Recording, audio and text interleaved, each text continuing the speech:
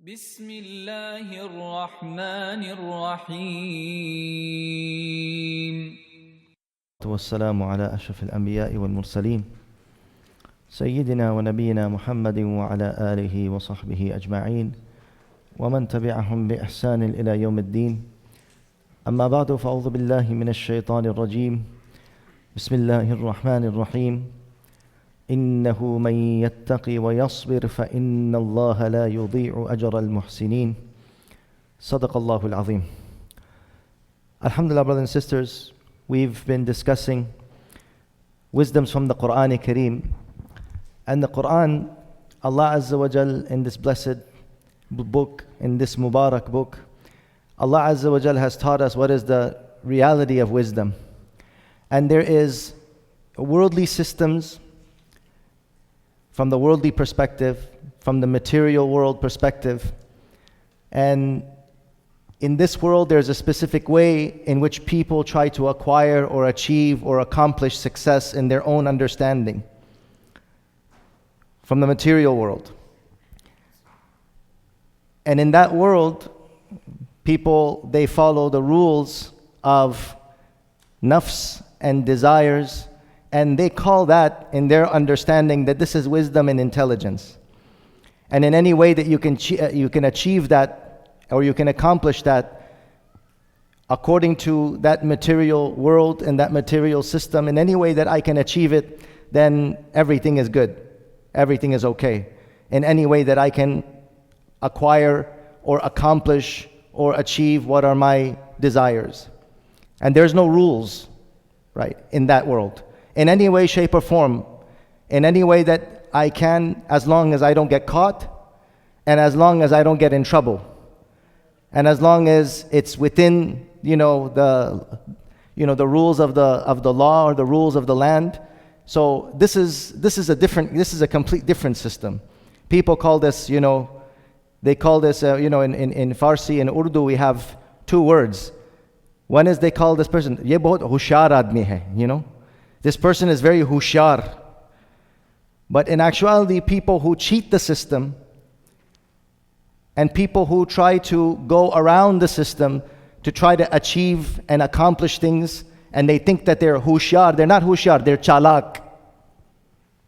And you can't perfectly translate this. Those who know Urdu and Farsi, what's the difference between hushar and what's the difference between chalak.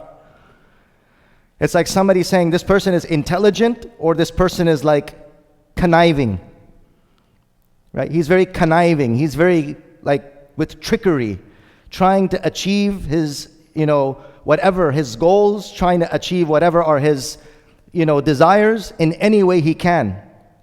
So this is not wisdom and this is not intelligence from the Quranic perspective, from the Deeni moral perspective. That in any way, shape I can, I want to achieve and I want to acquire my way, even if it's lying, even if it's cheating, whatever the case may be. And when I do so and I don't get caught, then I'm a very intelligent person. Whereas this is not intelligence. Because eventually the person who is a cheater, the person who is a liar, who thinks that at that moment I was very wise, this is not wisdom, right? But this is conniving. This is, right, a very, from the Deeni perspective, Rasulullah sallallahu alayhi wa sallam mentions, Man ghashana falaysa minna. The one who cheats and deceives us, he is not of us. So now, bringing it back to that, Allah subhanahu wa ta'ala, in His, subhanallah, in His system, in the system of, Quranic morality. What does Allah subhanahu wa ta'ala tell us? وَالْعَاقِبَةُ لِلْمُتَّقِينَ. The muttaqi tells the truth. The muttaqi goes through so much difficulties, abstaining from that which is haram, doing that which is right, and in doing what is right and abstaining that which is haram, and not doing that which is against the commandments of Allah subhanahu wa ta'ala, not cheating, not deceiving. In that, you might lose some immediate benefits. As they say, good guys finish last. Good guys finish last. Be as bad as you can and win the game. Don't worry about all this other stuff. Cash is better than credit. Forget about what we're going to get in it. But Allah Azza wa Jal, the morality and the system of Allah subhanahu wa ta'ala is, it is against the desires and the nafs. There's this material paradigm, this dunyawi paradigm or system, that in any way you can, even if you cheat the system, even if you deceive, even if you lie, even if do bad right now, make istighfar later, man. That's okay. Do it now. Enjoy yourself. Make istighfar later. Cash is better than credit. This is that system. But this ayah karima that we have chosen, there's a lot in this ayah. And this is the words of Sayyidina, it comes after Sayyidina Yusuf alayhi salam. After he faces his brothers, when they finally come back from Canaan, and they're in a very broken and very destitute state, and then they say to their brother that, "O king, O treasurer, please tasaddaq alayna, give us charity, O good king. Inna Allah yajzil mutasaddiqeen." Allah rewards the good doers. When Sayyidina Yusuf alayhi salam saw their destitute state, right? And then he opened up to them and he said, "Oh my brothers, do you know who I am? After what you had done, do you remember what you had done to me and my brother Binyamin? Ma farrattum fi Yusuf." Right? So after mentioning this to them, they sought forgiveness, and Allah, Sayyidina Yusuf alayhi salam forgave them. But this is a very interesting point, that in the end of this whole, everybody heard and read and knows the story of Yusuf, how the brothers treated him, and how then Yusuf alayhi salam, right, forgave them. And in the end he says this very important point, and this is, you can say, the summary of the entire story. You can say that these are the words of Yusuf alayhi salam. إِنَّهُ مَن يَتَّقِي وَيَصْبِرْ فَإِنَّ اللَّهَ لَا يُضِيعُ أَجْرَ الْمُحْسِنِينَ. Undoubtedly, the one who practices piety, the one who fears Allah subhanahu wa ta'ala and has patience, indeed Allah does not waste the good doings and the good righteous deeds of the pious, of those who do good. Allah does not waste the deeds of the righteous. What do we understand from this? Sayyidina Yusuf alayhi salam, first and foremost, we see this two parallel ways. I was talking about the dunyawi perspective. You want something and you want to achieve that, and you got to do it by any means necessary. We're jealous of this young brother. We see this. We get caught up with these type of temptations. We get caught up with these type of desires. Yusuf was very beloved to their father Yaqub. So what did they say? We don't want him. We don't want our father giving attention to him. We are more stronger. We are better. We can serve our father in a better way. Why is he giving so much attention to Binyamin and Yusuf? So what are we going to do? اقتلوا يوسف أو اطرحوه أرضا يخلو لكم وجه أبيكم وَتَكُونُوا مِنْ بَعْدِهِ قَوْمًا صَالِحِينَ. Very interesting plan. This is the plan of the people of dunya when they want to achieve something. Said, we want our father's attention.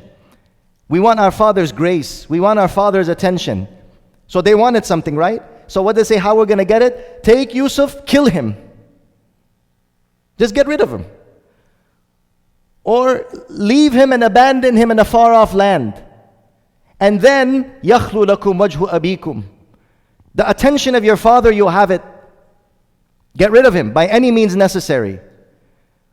And then when you do that, once you do that, then what? وَتَكُونُوا مِنْ بَعْدِهِ قَوْمًا صَالِحِينَ.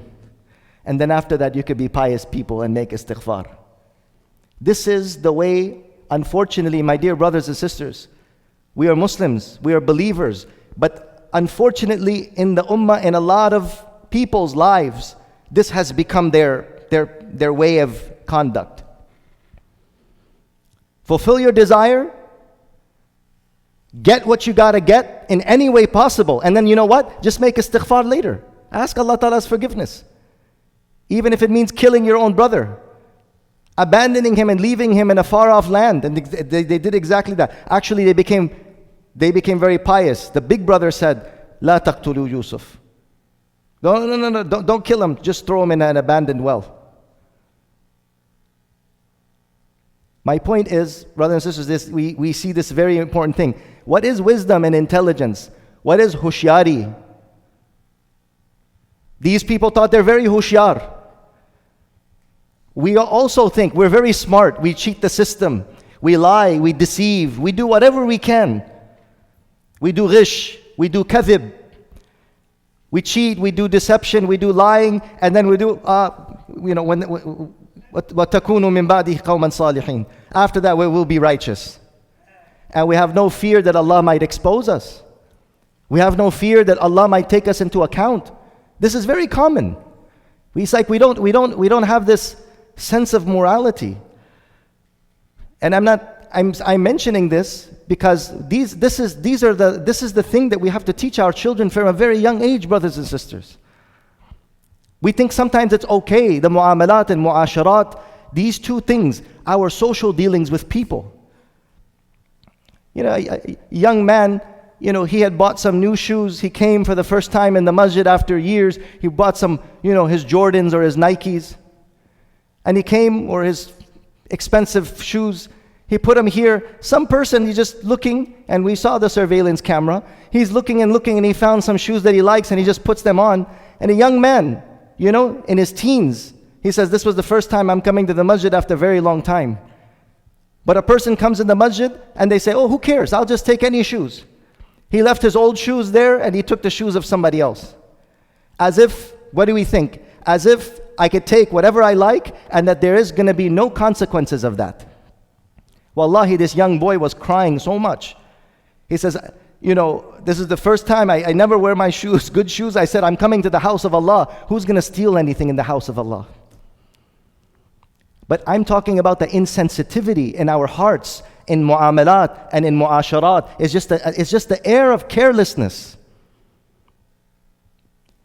Our mashayikh have taught us that the shoes that somebody puts there, do you know what that is? That space of that person is their amana. When a person puts his shoes there, that space that a person puts their shoes, that is their amana. When you're removing that from that place, you are making khiyana to that person's amana.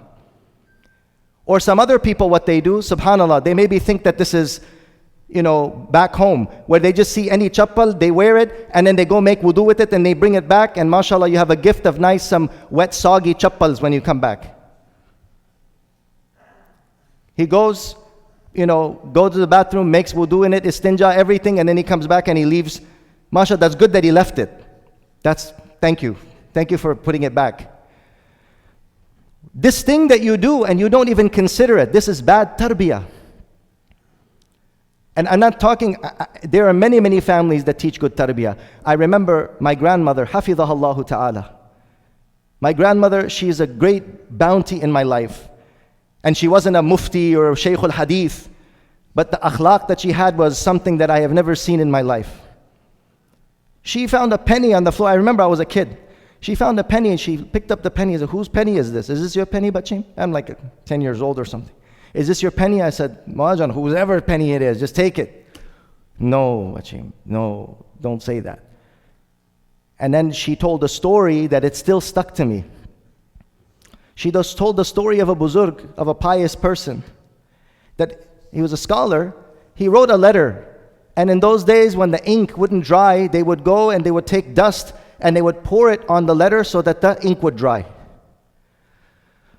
So she said that this scholar, he took from the wall of the neighbor some dust and he poured it on there, on a letter or a fatwa or whatever he was writing.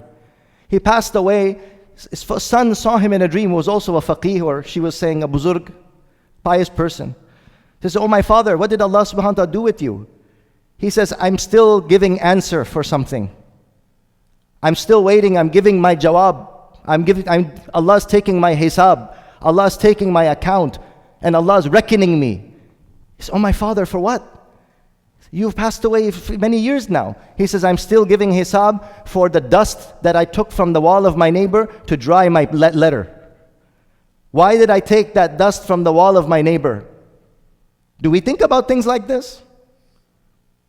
Do we have this sensitivity? And hearing this when you're young, we don't, without permission, take something. If you're going to take something, put it back in its place. These simple things, which is akhlaq and adab. Otherwise, we grow up. And I heard this in the haram. I was walking barefoot because somebody took my sandals in the haram in Medina. And I said, I'm not going to touch anybody else's sandals. It's Mubarak. I walk barefoot. My feet get, the dust of Medina on them. Alhamdulillah. So then there was a person walking by and he said, why are you walking barefoot? I said, no, I lost my sandals. So then he goes, here, take mine. Look at this. He said, take mine. So I said, no, I don't want to take yours. I'll just get some other ones. I have it. He said, no, I took someone else's anyways. Wallahi. He said, no, take these. These don't belong to me either. Somebody took mine, so I took someone else's. These don't belong to me either. This world of carelessness and lack of mu'amalat, lack of mu'asharat, this is not good. And I know we're talking about like something heavy as the brothers throwing their brother inside of a well and leaving him for dead. But I'm talking about the two system of that I just do whatever I want to do to get what I want. That could be at a very high level, or that could be a very low level. This particular thing I want it, and I want it right now, and I'm going to take it in any way, even if it's somebody else's chappals in the masjid, or somebody else's shoes, or somebody else's jacket, or somebody else's phone. Doesn't matter. This is a way of thinking. And it goes all the way from the bottom to the things that children do, or all the way to the top, the things that presidents do. And rulers of lands, they do. It starts there. And this disease, it gets bigger. This monster, it keeps growing. So Allah Azza wa Jalla is telling us, listen, مَن يَتَّقِي وَيَصْبِرْ. The brothers of Yusuf, they wanted something. They wanted the attention of their father. And they were to do anything in order to get that. Even if it meant that they're going to kill their own brother. So what did they do? This is a system opposite of taqwa and sabr.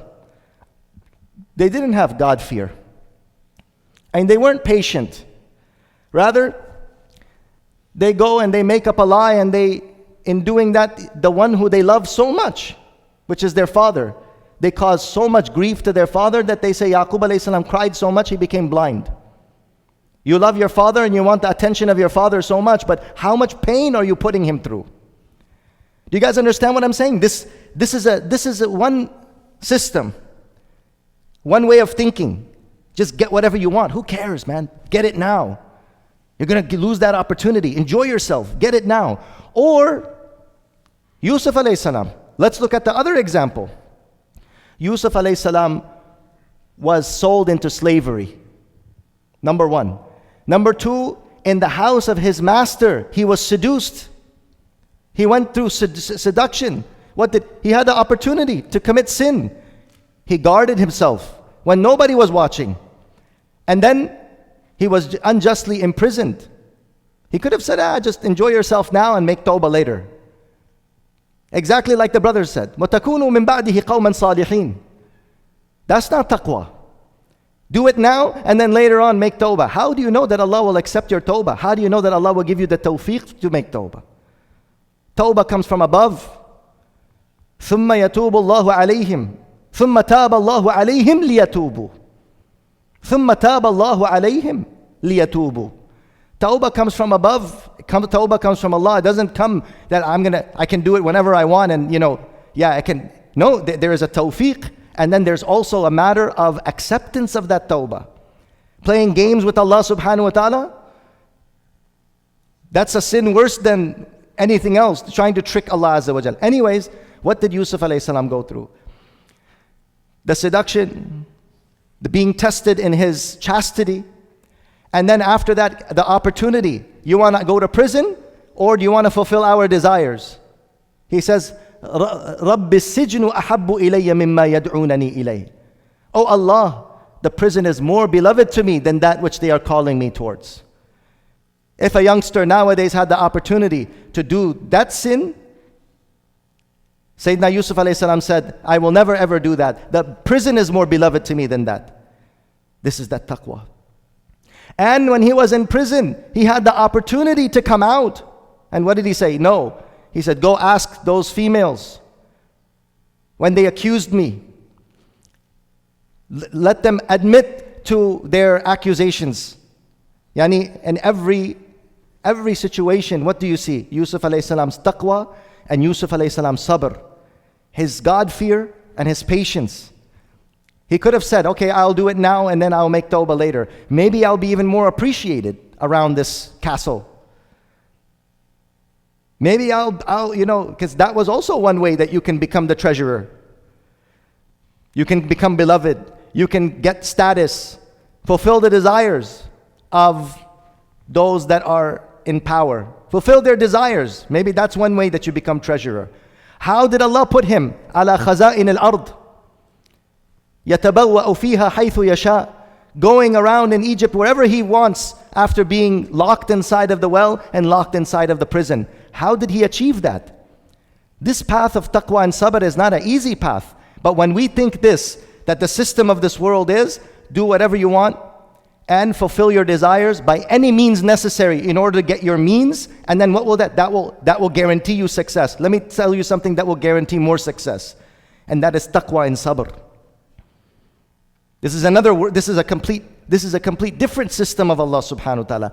That requires you to do what? That requires you to have iman bil ghaib, and to believe in the promises of Allah ta'ala, and to have taqwa and to have sabr. But Allah ta'ala is showing us, Yusuf alayhi salam said this all the way in the end. إِنَّهُ مَن يَتَّقِ. Oh my brothers, مَن يَتَّقِ وَيَصْبِرْ فَإِنَّ اللَّهَ لَا يُضِيعُ أَجْرَ الْمُحْسِنِينَ. Allah does not waste the deeds of the good doers. Allah does not waste the reward of the good doers. This shows us, brothers and sisters, that there is a reward to taqwa and sabr in the life of this world.